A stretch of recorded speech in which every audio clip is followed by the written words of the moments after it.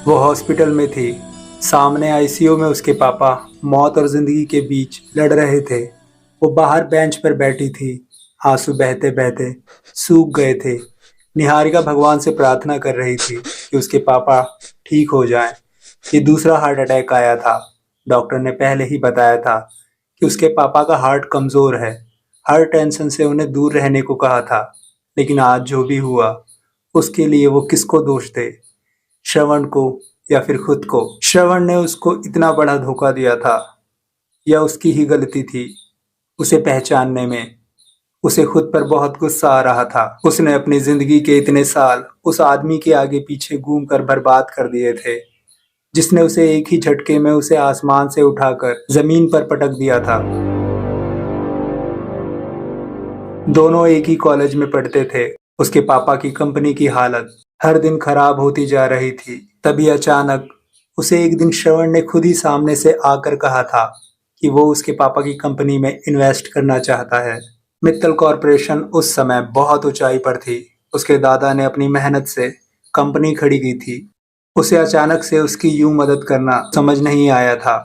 श्रवण ऐसा लड़का था जो सबसे दूर रहता था। ना ज्यादा बात करना, ना ज्यादा किसी के साथ घुलता मिलता। उसे अकेले रहना ही पसंद था। लेकिन उसकी पर्सनैलिटी ऐसी थी कि जो भी लड़की उसे एक बार देख लेती, उसे पाने के बारे में जरूर सोचती। आने वाले समय में वो ही मित्तल कॉरपोरेशन का मालिक था। उसके माता पिता नहीं थे, सिर्फ दादा और दादी थे। अच्छी कदकाठी का सुडौल शरीर, छोटे छोटे सिर के बाल, हमेशा से डिजाइनर कपड़े पहनने का शौक, कभी भी झगड़ा, मारपीट, किसी से ऊंची आवाज में बात तक नहीं करता था।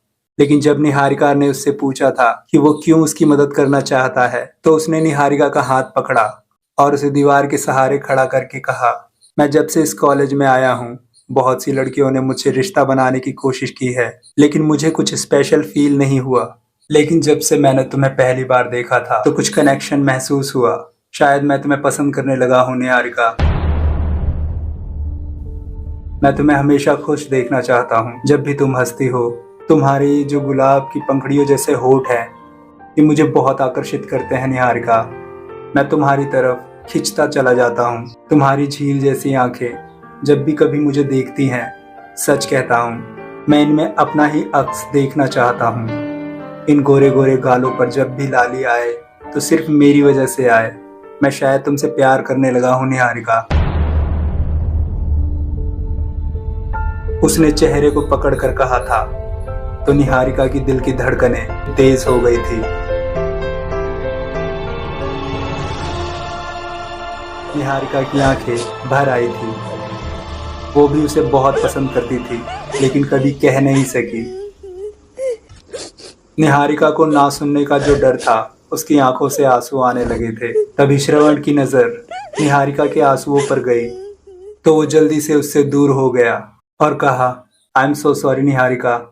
अगर मैंने तुम्हें तकलीफ दी हो तो, दर्द या ठेस पहुंचाई हो तो, मुझे पता नहीं मैंने कैसे तुमसे ये सब कुछ कह दिया। ये कहते हुए श्रवण की आंखें भी नम हो गई थी और फिर उसने कहा, देखो तुम रो मत, मैं माफी मांगता हूँ। मैं तुम्हें आगे से कभी परेशान नहीं करूंगा। ये कहकर श्रवण वहां से जाने लगा कि तभी निहारिका ने हिम्मत करके उसका हाथ पकड़ लिया। ये देखकर श्रवण को यकीन नहीं हुआ। श्रवण उसे एकटक देखता रहा। निहारिका ने उसे अपनी तरफ करके उसे गले से लगा लिया।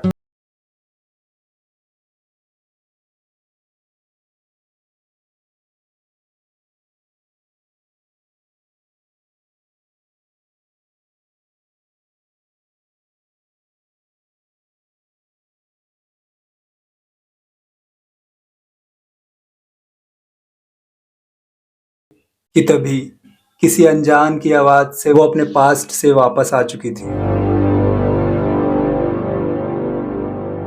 निहारिका हड़बड़ा कर उठी और बोली, जी कहिए, आपके बिल की पेमेंट बाकी है।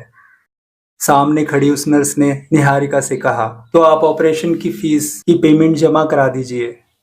जी जरूर। इतना कहते हुए निहारिका काउंटर की तरफ गई और पेमेंट करने के लिए अपना कार्ड दे दिया और स्लिप का इंतजार करने लगी कि तभी काउंटर वाले आदमी ने कार्ड वापस करते हुए कहा, जिसे सुनकर निहारिका के होश उड़ गए। मैडम, ये कार्ड काम नहीं कर रहा। फिर निहारिका ने उसे दूसरा कार्ड दिया और फिर वही सुनने को मिला, सॉरी मैम, ये वाला कार्ड भी काम नहीं कर रहा। निहारिका ने तुरंत फोन करके पता किया कि उसके सभी कार्ड काम क्यों नहीं कर रहे और उसे पता चला कि उसके सभी कार्ड ब्लॉक कर दिए गए हैं। यहाँ तक कि उसके अकाउंट के सारे पैसे जो उसकी मेहनत के थे वो सब अब श्रवण के कब्जे में था। वो साइन के बिना एक पैसा भी नहीं निकाल सकती थी क्योंकि उसका और श्रवण का जॉइंट अकाउंट था। डाइवोर्स होने के बाद श्रवण ने सारे अकाउंट अपने अंडर कर लिए थे। निहारिका को गुस्सा आने लगा था। वो उसी वक्त श्रवण को फोन करने लगी, लेकिन वो उसका फोन नहीं उठा रहा था। उसने जल्दी से गाड़ी स्टार्ट की और श्रवण से मिलने के लिए निकल गई। वो ऑफिस गई तो उसे पता चला कि वो घर चला गया है। कुछ ही देर में वो उसके घर के दरवाजे के पास खड़ी थी। ये एक ऐसा समय था निहारिका के लिए कि जिस घर में वो बेधड़क आ जा सकती थी, आज उसे उसी घर की बेल बजानी पड़ रही थी क्योंकि श्रवण ने उसके फिंगरप्रिंट लॉक से हटा दिए थे। अभी कुछ ही घंटों में श्रवण ने उसके हर एक चीज को अपनी जीवन से ऐसा तबाह कर दिया था जैसे वो उसके साथ बोझ में जी रहा था। कुछ देर बाद दरवाजा खुला तो सामने श्रवण था। वो घर के कपड़ों में था, नीले रंग की वी टाइप की टी शर्ट, नीले रंग की लोअर, बाल बिखरे हुए, आंखों में उदासी। अगर कुछ घंटों पहले निहारिका ने उसे इस हाल में देखा होता तो शायद वो उसे गले से लगा लेती और पूछ लेती कि क्या हुआ है, ये क्या हालत बनाई है तुमने। लेकिन अब उसके पास ये अधिकार भी नहीं था कि वो कुछ बोल पाती कि तभी श्रवण ने निहारिका से पूछा, क्या लेने आई हो अब यहाँ। श्रवण की नफरत भरी आवाज से निहारिका को होश आ गए। निहारिका ने नर्वस होकर अपने होठ को हल्के से काट लिया और कहा, तुमने मेरा अकाउंट। वो अपनी बात पूरी कर पाती उससे पहले ही श्रवण ने उसकी बात को काट दिया और कहा, ओह तो तुम इसलिए आई हो। इतना कहते ही श्रवण अंदर आ गया। निहारिका भी उसके पीछे पीछे अंदर आ गई। शायद तुमने पेपर साइन करते वक्त अच्छे से पढ़े नहीं थे। इतना कहते ही श्रवण ने टेबल पर पड़े हुए पेपर उठाए और उसके हाथ में देकर आराम से सोफे पर जाकर बैठ गया। निहारिका ने पेपर पढ़े तो उसे बहुत तेज गुस्सा आया। उसने चीखते हुए कहा, तुमने मेरे साथ धोखा किया। तुमने सिर्फ शेयर की बात की थी, मेरे अकाउंट के सभी पैसे मेरी प्रॉपर्टी की नहीं। निहारिका की बात को सुनकर श्रवण थोड़ा सा मुस्कुराया और कहा, तुम पढ़ी लिखी हो, तुम्हें साइन करने से पहले एक बार पढ़ लेने चाहिए थे। श्रवण के चेहरे पर मुस्कान थी। निहारिका अच्छे से समझ गई थी कि उस वक्त जानबूझकर श्रवण ने उसे साइन करने को कहा था, क्योंकि उस वक्त हालात ऐसे थे कि उसे सिर्फ अपने पापा को बचाना जरूरी था। और तभी निहारिका ने आगे कहा, तुम्हारी हिम्मत कैसे हुई ये सब करने की। ये सुनकर श्रवण अपनी जगह से उठा और निहारिका की आंखों में आंखें डालकर कहा, निहारिका वंशराय, मेरे साथ तमीज से बात करो, समझी ना तुम। भूलो मत, ये मेरा घर है। निहारिका को ये सुनकर ऐसा लगा कि उसके दिल पर किसी ने चाकू मारकर उसके टुकड़े टुकड़े कर दिए हों और दिल टूटने की आवाज सिर्फ उसी ने सुनी थी।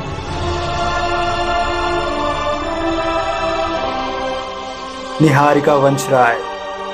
श्रवण ने उसे पहली बार उसे इस नाम से बुलाया था।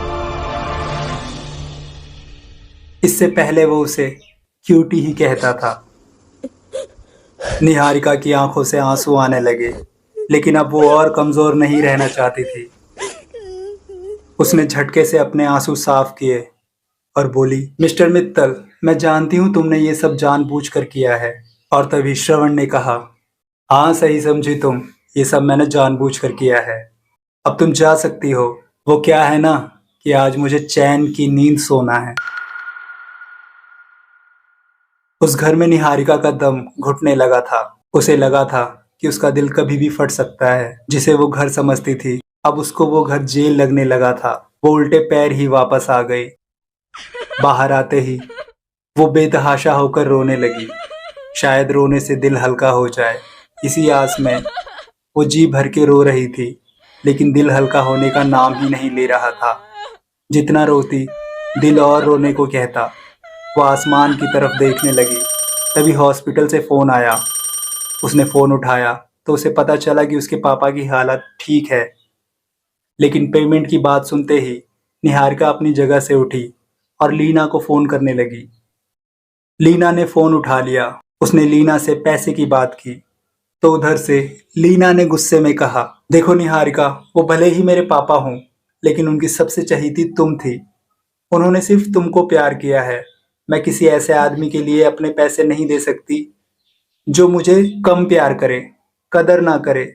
उन्होंने पहले ही कंपनी के ज्यादा शेयर तुम्हारे नाम कर दिए थे। तब तो तुमने एक बार भी नहीं कहा कि पापा रहने दो। लीना भी आपकी बड़ी बेटी है और अब तुम मुझसे बड़ी बेटी होने का कारण मुझसे पैसे मांग रही हो। शर्म आनी चाहिए तुम्हें। Get lost. लीना ने निहारिका को धुतकारते हुए कहा और फिर बोली, इसलिए मुझसे किसी भी तरह की कोई उम्मीद मत रखना और आगे से फोन करके मुझे परेशान मत करना। लीना ने गुस्से से फोन काट दिया। फिर से निहारिका की आंखें भर आई थी। वो कर भी क्या सकती थी। वो उदास मन से हॉस्पिटल गई। उसके पापा को वीआईपी वार्ड में शिफ्ट करवा दिया गया था। वो उनके पास स्टॉल पर बैठ गई। उसके पापा अभी बेहोश थे। शायद दवाई का असर था। उसकी आंखों से आंसू आने लगे।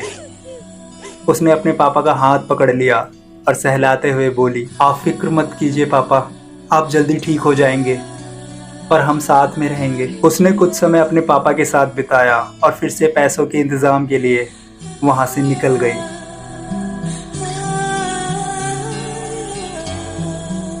लेकिन बहुत कोशिशों के बाद भी वो पैसों का इंतजाम नहीं कर पाई और उसने अपनी गाड़ी एक आदमी को बेच दी। बदले में मिले पैसे से उसने बिल क्लियर किया और अपने पापा के कमरे में लेट गई। एक दिन गुजर गया। वो अभी भी हॉस्पिटल में थी कि तभी अचानक हॉस्पिटल में पुलिस आ चुकी थी। पुलिस ने निहारिका को गिरफ्तार कर लिया। इल्जाम था सीक्रेट लीक करने का। सारे सबूत उसके खिलाफ थे। केस बहुत स्ट्रांग था। उसको एक बार भी अपने पापा से मिलने तक का मौका नहीं दिया गया। मानव उस समय विदेश में था, लेकिन जब उसको निहारिका के बारे में पता चला तो उसने ही निहारिका के लिए वकील हायर किया था। बिजनेस के सिलसिले में मानव इंडिया नहीं आ सकता था, लेकिन मानव ने वहां रहते हुए भी अच्छे से अच्छा वकील निहारिका के लिए हायर किया था। तो निहारिका वंश राय, कैसा लगा मेरा वार? श्रवण की आवाज से निहारिका उसी कोर्ट रूम में वापस आ गई। सामने खड़ा आदमी बेशर्मी से उसे देखकर हंस रहा था। निहारिका ने उसे इग्नोर किया और जाने लगी कि तभी श्रवण ने उसे आवाज देकर कहा, चलो अच्छा है, तुम्हारे जेल जाने से पहले ही तुम्हारे बाप की आत्मा को शांति मिल गई, वरना कहाँ वो इस उम्र में कोर्ट के धक्के खाता। उसकी बात को सुनकर निहारिका के पैरों तले जमीन खिसक चुकी थी। वो शॉक हो गई। वो भागकर वापस आई और श्रवण का कॉलर पकड़कर बोली, क्या बकवास कर रहे हो तुम? और तभी श्रवण ने अपने चेहरे पर मुस्कान लाते हुए कहा, हाँ यही कि तुम्हारा बाप यानी मेरा एक्स ससुर मर गया। आखिर जब किसी बाप को पता चले कि उसकी बेटी ने कोई गलत काम किया है तो भला वो कैसे जी सकता है। वैसे भी उस बुढ़े का दिल इतना मजबूत नहीं था कि अपनी ही बेटी को सजा होते हुए देख सके। इसलिए उसे हार्ट अटैक आया और कमबख्त मर गया। उसकी बात सुन के निहारिका नीचे गिर गई। श्रवण उसे रोते बिलखती देखना चाहता था, लेकिन वो किसी मूर्ति की तरह नीचे जम सी गई थी। आंखों में पानी की एक बूंद भी नहीं आई।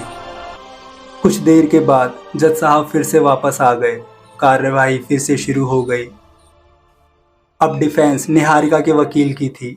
उसने सबसे पहले उस सीडी के बारे में बताया कि मानव सिर्फ उसका एक अच्छा दोस्त है। वो विदेश जाने से पहले निहारिका से मिलने आया था। दोनों शॉपिंग करने गए थे। तभी वो वीडियो किसी ने छुप के बनाया और अदालत में गलत तरीके से पेश की गई है। लीना थोड़ी टेंशन में आने लगी। उसे लगने लगा कि कहीं निहारिका सजा से बच न जाए। और तभी निहारिका ने वकील को रोकते हुए कहा, मैंने क्या गलत किया है श्रवण? मैंने तुम्हें इतने सालों में सब कुछ दिया है। क्या ये तुम्हारे लिए कम था कि मैंने तुमसे इतना प्यार किया था कि मैं तुम्हारे लिए मर भी सकती थी? लेकिन शायद तुम्हारे लिए इतना काफी नहीं था। अदिति ने श्रवण की ओर देखा। उसकी आंखों में भावना का एक निशान खोजने लगी, लेकिन उसकी आंखों में कुछ भी नहीं था। निहारिका ने बोलना जारी रखा। अब उसकी आवाज कांप रही थी। निहारिका ने अपना सिर झुका लिया और कहा, मैं नहीं जानती थी कि मेरे पापा के किए गए जुर्म की सजा तुम मेरे मान सम्मान, मेरी आत्मा, मेरे दिल सबको तबाह करके पूरा करोगे। मेरे पापा की ही नहीं, आज मेरी भी मौत हो चुकी है श्रवण। हर ख्वाब, हर सपने, हर उस लम्हे की मौत हो चुकी है श्रवण, जो मैंने तुम्हारे साथ बिताए थे और बिताने के लिए सोचे थे। लेकिन आखिर में सिर्फ इतना कहूंगी कि मैं नहीं जानती मेरे पापा ने ऐसा क्या गुनाह किया था कि तुम्हारी अदालत में आज उसकी गुनाह की सजा पूरी हो चुकी होगी। तुम्हारे साथ बिताए सारे वो पल, सारी वो यादों को मैं भूल रही हूँ। इतने साल जो हर पल हमने साथ गुजारे, वो सब तुम्हारे बदले के लिए मैं अपने दिल और जिंदगी से निकाल रही हूँ। नाउ अब सभी हिसाब बराबर है। और तभी निहारिका ने जज की तरफ देखा और कहा, जज साहब, मिस्टर मित्तल के लगाए हुए सारे इल्जाम मैं कबूल करती हूँ। निहारिका के वकील ने निहारिका को सामने आकर रोका, लेकिन निहारिका ने इशारे से उसे रोक लिया और कहा, मैंने ही मित्तल कॉरपोरेशन के सीक्रेट लीक किए हैं। आपको जो सजा देनी है वो मुझे मंजूर है। जज ने फैसला सुनाते हुए निहारिका को 2 साल की कैद सुनाई। The case is closed. Niharika की सजा सुनकर दूसरा वकील खुशी से श्रवण को मुबारकबाद देने चला गया। लीना भी खुश थी, आखिर उसका रास्ता अब साफ हो चुका था। निहारिका जो जेल में जाने वाली थी, वो भारी कदमों से लीना और श्रवण के सामने से निकल गई। इधर पता नहीं क्यों श्रवण को अच्छा नहीं लग रहा था। उसने निहारिका के चेहरे को तब तक देखा जब तक कि वो पुलिस जीप में ना बैठ गई हो और जीप निहारिका को लेकर वहां से निकल गई। अगर आप लोगों को ये कहानी पसंद आ रही है तो आप कमेंट बॉक्स में मुझे मैसेज करके मुझे सपोर्ट कर सकते हैं। सुनते रहिए कातिल हसीना, ओनली स्टोरी फॉर यू पर।